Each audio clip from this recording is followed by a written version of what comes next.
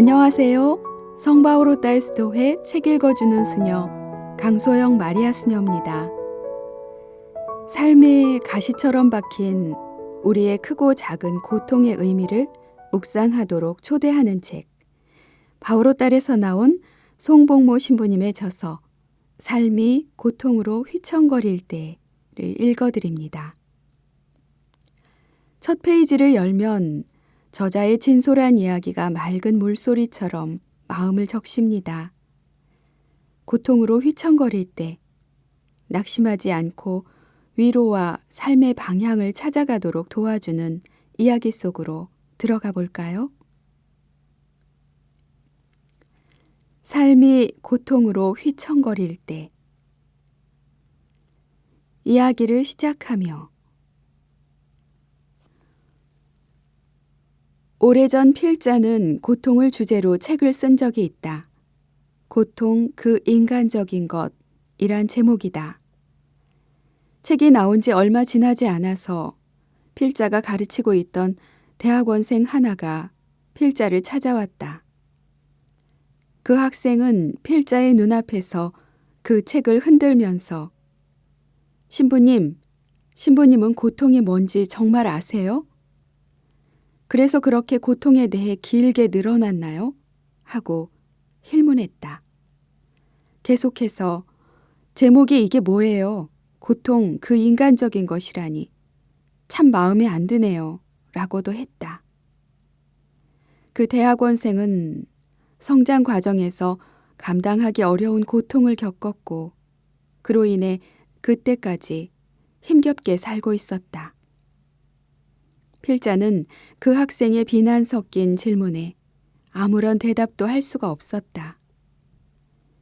파리 대교구장이었던 피에르 바이오 추기경은 2개월에 걸친 단말마의 고통을 겪은 뒤 임종하기 직전 동료 주교에게 이렇게 말씀하셨다. 우리는 고통에 대해서 훌륭히 설명하려고 애를 쓰며 또한 그런 것에 능숙한 것처럼 행동합니다. 나 또한 그렇게 생각했고 감동적인 강론을 해왔지요. 하지만 사제들에게 차라리 침묵하라고 이르십시오. 사실 우리는 고통이 무엇인지 알지도 못합니다. 이걸 깨닫고 나서 얼마나 울었는지 모릅니다. 남의 연병이 내 곧불만 못하다라는 속담이 있듯이 고통은 지극히 사적이요 주관적인 것이라서 내가 경험하기 전까지는 상대방이 겪는 고통이 어떠한지 이해할 수 없다. 그렇기에 내 식으로 상대방의 고통을 가늠하고 섣불리 충고한다거나 위로의 말을 하는 것은 안 하느니만 못하다. 그러니 고통 중에 있는 사람과 함께 할 때 우리가 할 수 있는 최선의 태도는 침묵이다. 또 다른 최선은 경청이다. 필자도 고통 중에 있는 누군가와 함께 있을 때에는 이러쿵 저러쿵 말을 하지 않는다. 대략 1시간의 면담에서 대부분을 경청으로 보내고 마지막 몇 분 정도만 필자의 의견을 조심스럽게 제시한다. 그러고는 하느님의 돌봄이 그분과 함께 하시길 기도한다. 고통 중에 있는 이들과 함께 할 때 우리가 할 수 있는 최선은 경청이다. 단 상대방이 마음을 열고 이야기를 먼저 꺼냈을 때다. 실제로 암에 걸린 이들 중에는 의지하고픈 사람이 찾아오면 자신의 병과 치료 과정에 대해 하나하나 말하고 싶어 하는 사람이 많다. 자신이 걱정하는 것들과 두려워하는 것들을 사소한 것에 이르기까지 모두 털어놓고 싶어 한다. 또 사별의 아픔을 겪은 사람은 고인의 삶과 업적에 대해서 미주알, 고주알 다 이야기하고 싶어 한다. 그럴 때 우리는 적당히 듣지 말고 온 마음을 다해서 경청하도록 하자. 언제까지 듣고 있어야 하는가 하고 속으로 짜증내지 말고 너그러운 마음으로 들어주어야 한다. 나의 경청을 통해서 그가 다시금 힘을 내어 일어설 수 있기 때문이다. 그런데 무슨 이유로 고통에 대한 책을 다시 쓰려고 하는가? 앞서의 곤욕을 치렀으면서도 다시금 고통을 주제로 책을 쓰려고 하는 이유는 두 가지다. 첫째, 고통을 이해하려는 인간의 욕구는 너무나 자연스러운 일이기 때문이다. 인간은 동물과 달리 이성을 가진 존재로서 고통 앞에서 질문하지 않을 수 없다. 아프리카의 사바나 얼룩말은 사자가 쫓아오면 정신없이 도망친다. 그러다가 무리 중 하나가 붙잡혀 사자의 밥이 되면 얼룩말들은 더 이상 도망치지 않고 아무 일도 없었다는 듯이 평화롭게 풀을 뜯어먹는다. 그런데 인간은 그렇지 않다. 내가 직접 겪는 고통이 아니고 다른 사람이 겪는 고통이라 해도 우리는 그 고통 앞에서 질문을 던진다. 내가 재난이 벌어진 곳에서 수만 리 떨어져 있다 해도 고통을 겪는 이들과 어떤 연결고리가 있으면 계속해서 생각하게 된다. 존 던의 다음 글처럼 말이다. 누구도 그 자신만으로 이루어진 섬이 아니다. 모든 사람은 대륙의 일부이며 전체의 부분이다. 어떤 이의 죽음일지라도 내게 영향을 주는데 이는 내가 인류의 일부이기 때문이다. 따라서 누구를 위하여 종이 울리는지 알려 하지 마라. 종은 그대를 위해 울린다. 둘째, 고통은 인간 실존의 한 부분이기 때문이다. 인간으로 살아간다는 것은 고통을 겪으며 살아가는 것이기에 인간을 이해하기 위해서는 고통에 대한 성찰이 요구된다. 비록 그 고통을 해결할 수 있는 방안이 없을지라도 필연적으로 그것을 들여다보아야 하는 것이다. 필자가 이 책의 제목을 삶이 고통으로 휘청거릴 때로 정한 것은 고통이 인간의 실존이기 때문이다. 어떤 수행자가 말했듯이 인생이란 바다를 항해하는 배처럼 언제 가라앉을지도 모르는 배에 발을 들여놓는 것과 같다. 인간으로 산다는 것은 상실과 역경을 헤쳐나가며 사는 것이다. 곧 삶의 모든 과정이 생로병사란 고통임을 알고 있다. 우리는 나이 들면서 늙을 운명을 갖고 있다. 이런 운명에서 벗어날 방법은 없다. 만약 늙고 병들고 죽는 것이 없다면 우리의 삶도 존재하지 않는다. 다만 씨는 삶의 고통에서 피어나는 꽃이고 내 인생의 향기이고 고통에서 피어난다는 정호승 시인의 시 가시의 한 구절을 상기하며 오늘도 고통의 신비에 마음을 열고 삶의 문을 열어본다. 고진감래. 어떻게 하면 고통에서 벗어날 수 있는가? 안타깝지만 고통은 없앨 수 있는 것이 아니다. 고통은 내가 그것을 수용하느냐, 수용하지 않느냐의 문제이지 해결하느냐, 해결하지 못하느냐의 문제가 아니다. 이미 이야기한 대로 그리스도교를 포함해서 세상의 종교들은 고통의 해결책을 제시하지 않는다. 대신에 받아들이고 초월하도록 이끌어준다. 고통은 괴로운 것이지만 그것을 받아들임으로써 고통스러운 상황은 그대로 존재하더라도 그 안에서 살아갈 힘을 얻게 된다.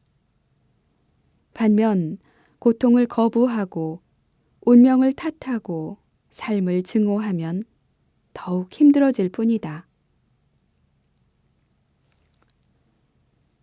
고통을 적극적으로 받아들일 수 있다면, 고통을 어떻게 받아들이는가에 따라서 우리의 삶은 파괴될 수도 있고 더욱 풍요로워질 수도 있다. 도자기 공방에 가면 두 부류의 도자기를 볼 수 있다. 하나는 윤기가 흐르고 생동감 있는 작품이지만 다른 하나는 투박하고 볼품이 없다. 하나는 불가마 속에서 구워진 것이고 다른 하나는 아직 구워지지 않은 생 것이다. 우리 인생도 마찬가지다. 고통이란 불, 시련이란 불에 구워지지 않는 한 윤기가 흐르거나 생동감을 얻을 수 없다. 그런데 도자기가 불가마 속에 들어갔다고 해서 모두 윤기가 흐르고 생동감 넘치는 작품이 되는 것은 아니다. 어떤 도자기들은 숯덩이처럼 타버리기도 한다. 고통이 무조건적으로 우리를 성장시켜 주는 것은 아니다.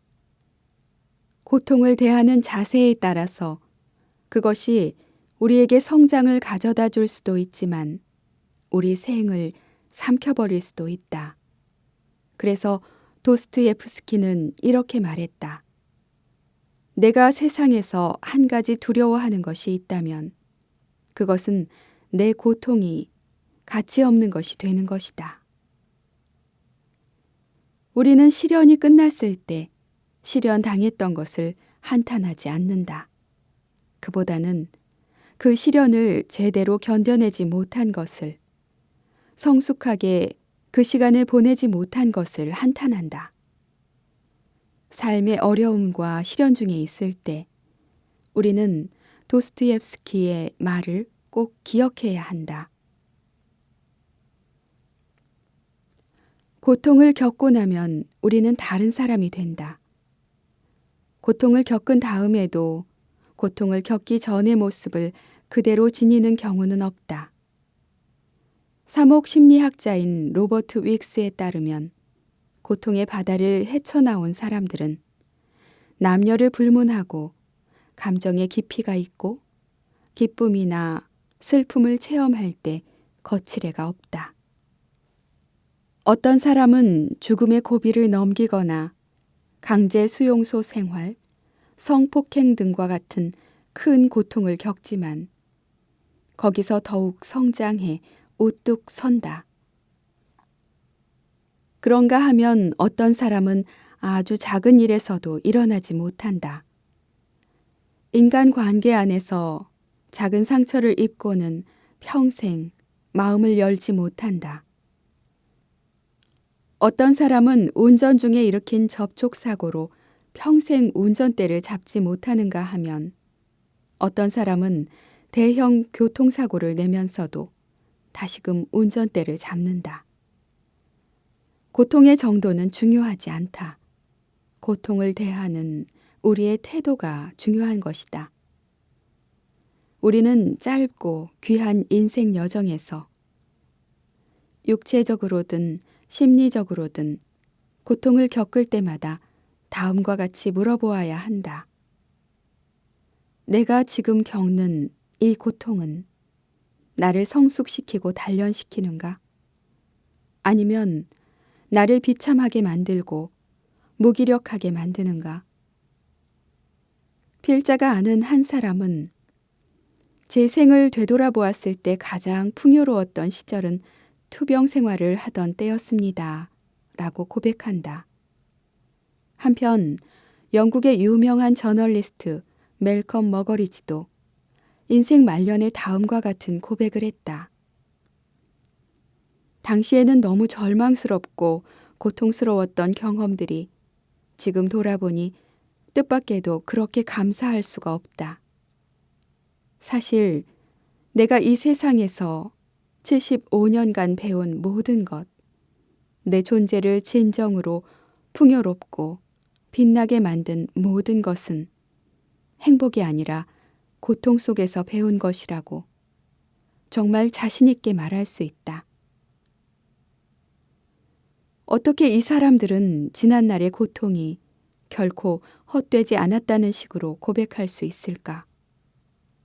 고통은 분명 선이 아닌데, 고통은 우리의 삶을 힘들게 하고, 우리를 지치게 하고, 우리에게서 생명의 기운과 기쁨을 앗아가는데, 어떻게 이렇게 고백하는가? 그렇게 고백할 수 있었던 것은 두 사람 모두 고통을 성장의 기회로 삼았기 때문이다. 고진감래란 말이 있듯이 두 사람은 괴롭고 버거운 고통을 적극적이고 능동적인 자세로 견디어냈던 것이다.